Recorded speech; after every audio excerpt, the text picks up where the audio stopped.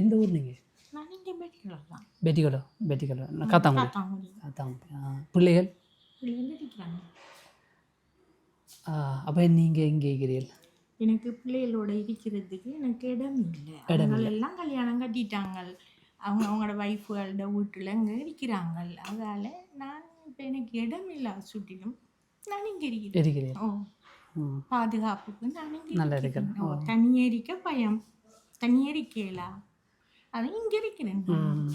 உங்களுக்கு இந்த தாயின் அழுகுரல் கேட்கின்றதா? இந்த குரல் கேட்காத காதுகளும் இருக்கின்றன. அந்த காதுகள் அவர்கள் பெற்ற பிள்ளைகளின் காதுகள் தான். இந்த காத்தான்குடி முதியோர் இல்லத்துக்கு சென்று நான் எடுத்த வீடியோக்களை ஒன்று சேர்த்து வடிவமைத்து பாகம் 1 என்று எனது முகமது மாஸ்டர் யூடியூப் தளத்தில் பதிவிட்டிருந்தேன்.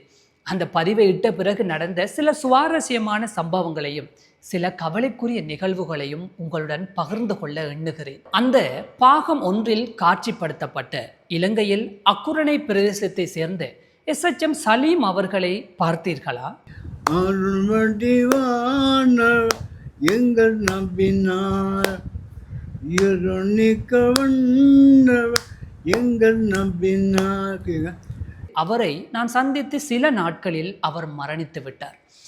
அவருடைய இறுதி நாட்களில் அவருக்கு துணையாக சில மணித்தியாலங்கள் அவருக்கு துணையாக நான் இருந்திருக்கிறேன் என்பதை எண்ணி பெருமிதம் அடைகிறேன். இவர் முன்னொரு காலத்தில் அக்குரணை நகரில் செல்வந்தராக வாழ்ந்தவராம். கால புயலினால் கவர்ந்தெழுக்கப்பட்ட செல்வ இழப்பினால் கதி இழந்து போனவராம். அதனால் முதியோர் இல்லம்தான் புதிய விலாசமானதாம்.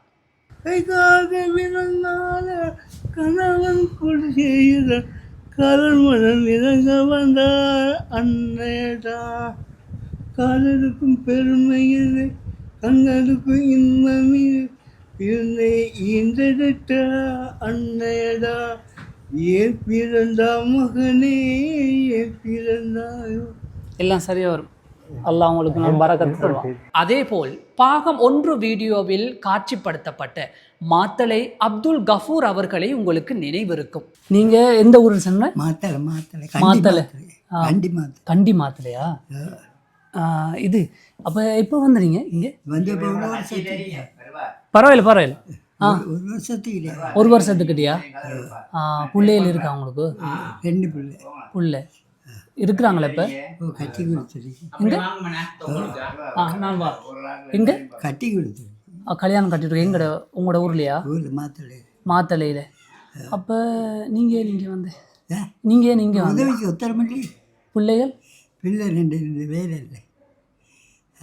தான் இங்கே வந்து 6 கொண்டாந்து சேர்த்தா உங்களை? இங்கே மருமகன் கொண்டாந்து உங்களை சேர்த்தா? 2 பிள்ளைல மாப்பிள்ளை. அப்புறம் உங்களை பார்க்க வராங்களா யாராவது? இன்னும் வரலை. யாருமே வரல.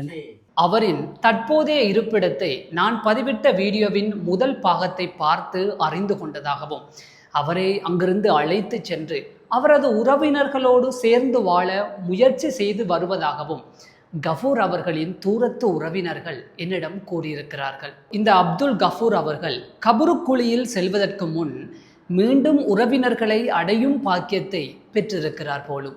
இந்த வீடியோவின் முதல் பாகத்தை பார்த்த பிறகு மனம் கசிந்து உருகி இவ்வாறான இல்லங்களில் அனாதரவாக வாழ்கின்றவர்களுக்கு தாங்களும் உதவ வேண்டும் என்று ஆர்வத்தோடு பலர் கேட்கும் வண்ணம் இருக்கிறார்கள்.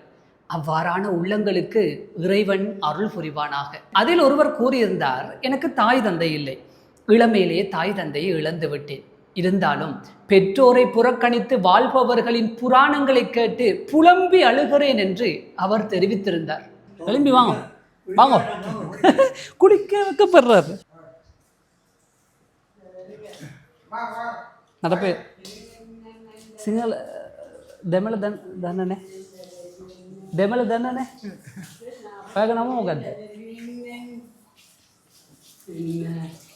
ඔයාගේ නම මොකද්ද? නම பிரேமலால். சந்தோஷம் ஆளுக்கு. இன்னும் ஒருவர், எனக்கு தாய் தந்தை இருந்தார்கள் என்றாலும் முறையாக பராமரித்து அவர்கள் என்னை வழிகாட்டவில்லை. நன்கு பராமரித்த பெற்றோரை இப்படி ஒதுக்கும் பிள்ளைகளை எண்ணி கவலை கொள்கிறேன் என்று கூறினார். நாலப்பட்டியிலேருந்து அபுகஸ்தலா வட்டம்பரை எல்லாம் சொந்தக்காரர் இருக்கிறார். சொந்தக்காரர் இருக்கா? பேசுகிறாங்களா, கதைக்கிறாங்களா, வாராங்களா அவங்கள்ட்ட? இந்த வாக்கில் வருவாங்க, ஆ. இந்த வாக்கில் ஆட்கள்லாம் தெரியப்படாது. எத்தனை வயசு உங்களுக்கு? எனக்கு வந்து இப்போ 160 வயசு ஆகுது. மாஷா அல்லாஹ். அல்லாஹ் நீண்ட ஆயுள் உங்களுக்கு தரட்டும். வேற என்ன? இது தவிர மற்றுமொரு ஊரிலிருந்து 3 குழந்தைகளின் தாயார் என்னிடம் கவலை தெரிவித்தார். என் கணவனுக்கு இன்னொரு பெண்ணோடு ஏற்பட்ட தொடர்பு காரணமாக என் வாழ்வை இழந்து வீதியோரம் வந்து நிற்கிறேன். என் பிள்ளைகளை எந்த சிறுவர் இல்லத்தில் நான் சேர்ப்பேன், எந்த பாதுகாப்பு இல்லத்தில் நான் அடைக்கலம் கோருவேன் என்று தவித்து நிற்கிறேன் இன்று என்று புலம்புகிறது அந்த தாயின் உள்ளம். பிள்ளைகளால் புறக்கணிக்கப்பட்ட பெற்றோரும் உறவுகளை இழந்து அனாதரவானவர்களும் சேரும் இடமாக இருக்கும் முதியோர் இல்லங்களில் கணவனால் ஒதுக்கப்பட்ட மனைவியும் அவர்தம் பிள்ளைகளும் வந்து சேரும் நிலை அதிகரித்து வருகிறது. இன்று நாம் கேட்ட அழுகுரல்களில் ஆண்களின் அவலக்குரலோடு பெண்களின் அழுகுரலும் மேலோங்கி நிற்கின்றன.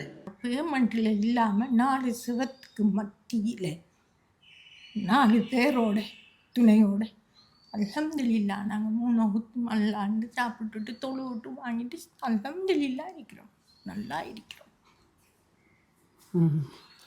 கவலைக்குரிய கூலி அல்லாஹ் நிச்சயமாக உங்களுக்கு அல்லாஹ் தருவான். நீங்கள் அதை பற்றி கவலை பண்ண வேணாம்.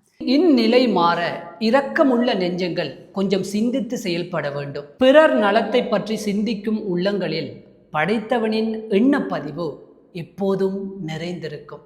அன்புடன் முகமட் மாஸ்டர்.